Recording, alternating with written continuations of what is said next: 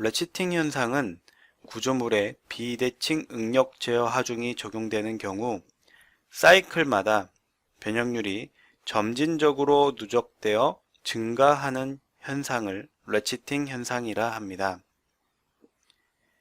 이때 비대칭 응력 제어 하중이란 왼쪽의 그래프와 같이 최대와 최소의 하중 크기가 서로 다르며 반복적으로 구조물에 적용되는 하중을 얘기합니다. 물론 래치팅 현상은 이러한 비대칭 응력 제어 하중이 적용된다고 하여 무조건 발생하는 현상은 아닙니다. 비대칭 응력 제어 하중 범위가 구조물에 적용된 재료의 항복 강도의 2배를 초과할 만큼 크다면 래치팅 현상이 나타날 수 있으며 구조물의 래치팅 방지를 위한 평가가 이루어져야 합니다. 래치팅 현상을 좀 더 쉽게 이해하기 위해 해석 영상을 준비해 보았습니다. 왼쪽에 보이는 형상은 인장 시험편으로서 하단부는 모든 자유도에 대해 구속 조건을 적용하였으며 상단에는 비대칭 응력 제어 하중을 적용하였습니다. 오른쪽의 그래프는 시간에 따른 소성 변형률을 그래프로 나타낸 것으로서 반복되는 하중 사이클마다 점진적으로 소성 변형률이 증가되는 모습을 살펴볼 수 있습니다. 결국 반복 하중이 구조물에 적용되는 경우 누적된 소성 변형률로 인해 구조물의 파괴가 발생할 수 있습니다.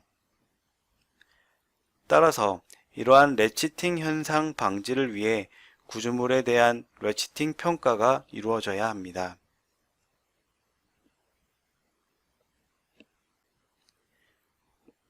이에 앞서 언급되었던 탄성 응력 해석 방법을 사용한 래치팅 평가 방법과 탄소성 응력 해석을 이용한 래치팅 평가 방법에 대해 알아보도록 하겠습니다.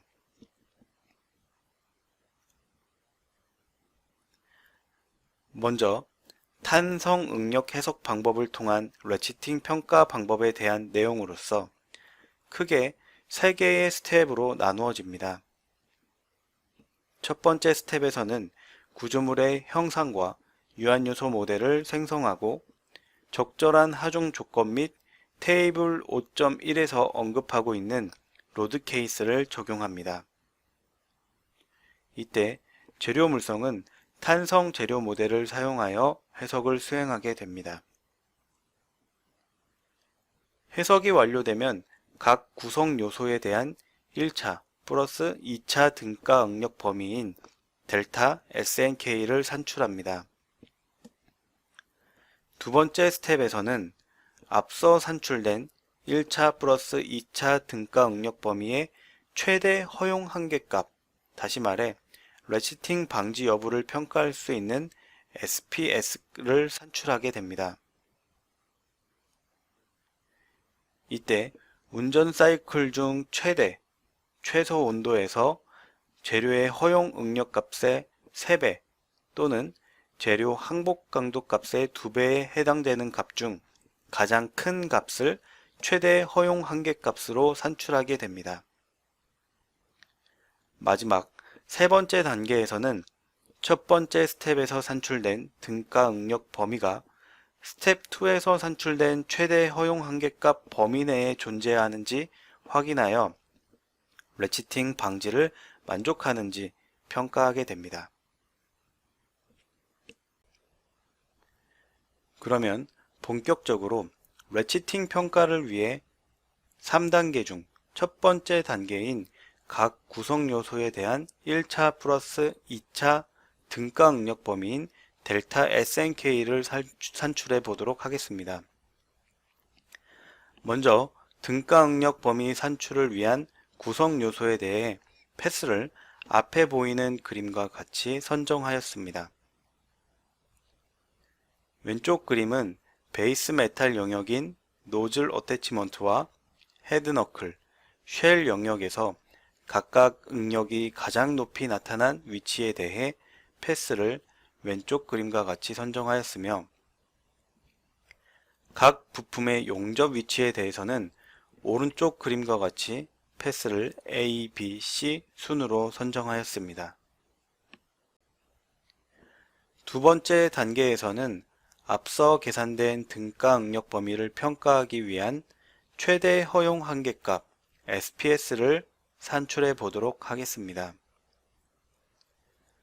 최대 허용 한계값은 재료의 허용 응력 값의 3배 또는 재료 항복 강도 값의 2배에 해당되는 값 중 가장 큰 값을 최대 허용 한계값으로 산출하게 되며 ASME 섹션 2 파트 D에 나타난 재료 물성을 앞의 그림과 같이 확인하였습니다.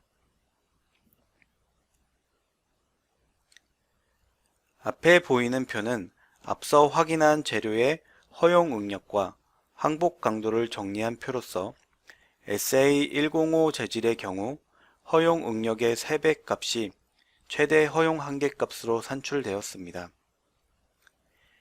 SA516 70N 재질은 항복 강도 값의 2배에 해당되는 값이 허용 응력의 3배한 값보다 크기 때문에 최대 허용 한계값을 항복 강도의 2배한 값으로 선정하였습니다. 이렇게 구성 요소별 최대 허용 한계값이 결정되면 스텝 1에서 계산된 등가 응력 범위 델타 SNK와 최대 허용 한계값 SPS 값을 비교 평가하여 레치팅 방지를 만족하는지 평가할 수 있습니다.